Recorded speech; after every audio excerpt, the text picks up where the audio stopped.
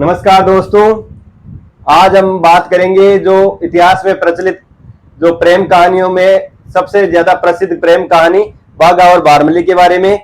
जो बाघा होता है वो बारमली से असीम प्रेम करता है। इसकी पीछे क्या कहानी थी वो हम विस्तार से देखते हैं। जब मालदेव की और उमादेव की शादी हो जाती है, मालदेव और उमादेव की शादी हो जाती है, तो जब फर्स्ट नाइट में क्या होता है, मालदेव उमादेव को तैयार होने में बहुत ज्यादा समय लग जाता है। क्या लग जाता है?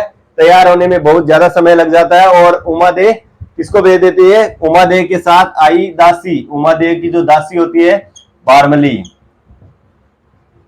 बारमली को भेज देती है। और बारमली बताते हैं कि इससे उमादेव से भी ज्यादा सुंदर थी। इस वजह से जो मालदेव है वो शराब के नशे में क्या हो जाता है, वो उमादेव जो बारमली है उसको उमादेव समझकर उसके साथ प्रेम प्रसंग में लग जाता है। और ये बात जब उमादेव को पता चलती है तो उमादेव बारमली से और जो मालदेव है उससे बहुत ज्यादा रूठित हो जाती है और वो रूठ कर चली जाती है। तो इसे क्या कहा जाता है? उमादेव को रूठी रानी के नाम से जाना जाता है। रूठी रानी के नाम से जाना जाता है उमादेव को, जो आजीवन रूठी रही। और मालदेव की मृत्यु के होने के बाद वो महासती हुई थी मालदेव की पगड़ी के साथ। तो बाद में हम जो कहानी देखते हैं, जब ये रूठ के चली जाती है और राजा जो मालदेव है वो बारमली को अपनी पत्नी बना लेता है और उनको वहां पर रखता है। तो काफी समय बीत जाने के बाद जब बारमली का क्या करता है, बारमली सोचती है कि मैं अपने परिवार से मिलने जाऊं तो कैसे जाऊं। तो जो मालदेव है वो उसे आश्वस्त करता है कि तू जा, आपको कोई समस्या नहीं होगी, मैं साथ हूं आपके। तो जैसे ही जो बारमली है वो अपने परिवार के यहाँ जाती है और परिवार से मिलने जाती है, तो जो उमादेव के परिवार में उनके जो भाई होते हैं, उमादेव का जो भाई होता है वहां वो चली जाती है। बारमली अति सुंदर होने के कारण वो जो उनका भाई है वो भी उससे आसक्त हो जाता है और प्रेम में लग जाता है। तो जैसे ही उनकी पत्नियों को पता चलता है तो वो क्या सोचती है कि इसने अपनी ननद का तो क्या कर दिया, जो परिवार है वो खत्म कर दिया, अब हमारी नंबर पर ही हमारा भी नंबर आने वाला है। तो ये सोचकर उसने क्या बोला, जो तीसरी रानी होती है, राजा की तीसरी रानी है, वो अपने भाई को बाघा को बुलाती है। किसको बुलाती है? बाघा को बुलाती है। और बाघा क्या करता है, बाघा वहां पर आता है और जैसे ही वो वापस रवाना होने लगता है तो वो बारमली तिलक करने के लिए उसके पास जाती है और बारमली को वो ऊंट पे बैठा के वहां से निकल जाता है।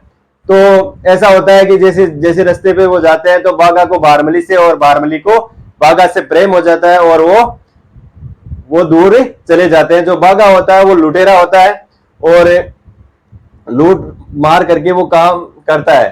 तो बारमली को वो क्या ले जाता है। ये बात जब मालदेव को पता चलती है तो मालदेव बहुत क्रोधित होता है और वो उससे जो बाघा है उससे युद्ध करने की विचार करता है। लेकिन जो उनके सामंत होते हैं वो मना कर देते हैं कि तो एक बारमली ये औरत की वजह से एक लुटेरे पर हमला करेगा तो ये अच्छा नहीं रहेगा।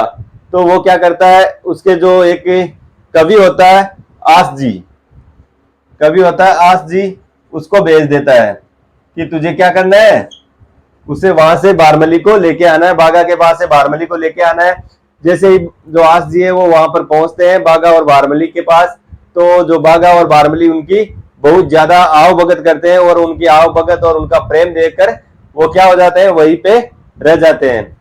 जो आस जी कवि है वो वहीं पे रह जाते हैं। कुछ समय के बाद बाघा की मृत्यु हो जाती है और उसके वियोग में बारमली की भी मृत्यु हो जाती है। तो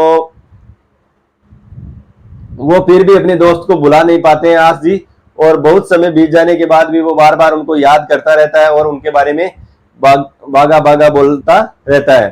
तो जब उनके जो पड़ोसी राजा है उसको पता चलती है कि ये बात की जो एक ऐसा कवि है जो अपने दोस्त को नहीं बुला पाया, हमेशा उन्हें याद रखता है, तो उनके बीच क्या हो जाती है, एक चैलेंज कर लेते हैं। वो एक चैलेंज कर लेते हैं कि इसको मैं बुला सकता हूं अगर। तो चैलेंज में क्या होता है कि उसने बोला कि मैं 2 रात को नाम नहीं लेने दूंगा, 4 पहर तक इनका जो राजा है उसका नाम नहीं लेने दूंगा, बाघा का नाम।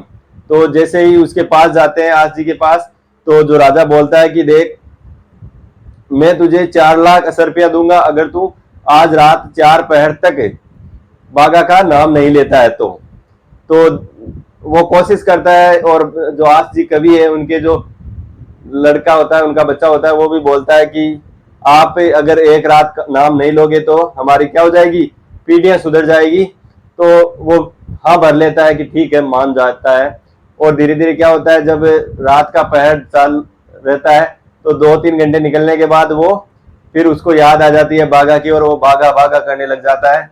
और ऐसे वो क्या होता ही, वो शरत हार जाता है। लेकिन वो कहता है कि जो राजा होता है वो उनको उसके पास ही रख लेता है, इस कवि को, कि इतनी प्रेम जो मित्रता करता है उनको कभी नहीं भुला सकता।